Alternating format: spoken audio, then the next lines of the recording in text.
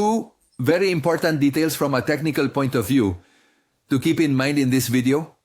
This gentleman tells us that the correct execution is the one above and the incorrect one is below.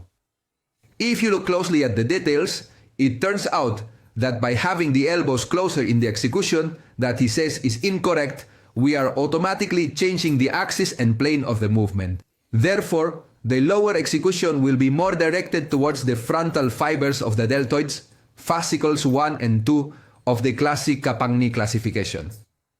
However, in the execution above, we notice that the elbows are more open and that execution would be more directed to fascicle 3, to the acromial or lateral portion of the deltoid, which is the most difficult to target.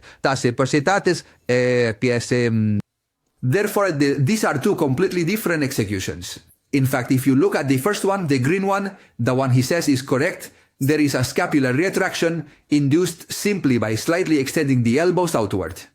And the second one, the one in red, is a more natural execution. Notice that the elbows are further forward and you don't need to force scapular retraction. Therefore, both executions are valid from the perspective of targeting muscle fibers. What happens? Second technical aspect, that in the one he says is right, he doesn't lower enough. However, in the other, he lowers more. What happens with this? The deltoid, which primarily works from 0 to 90 degrees, in a full circular sector, if we do not go down, has very little effective range, very little range in which it is the main responsible, since from 90 degrees onward, the serratus and trapezius are the main protagonists.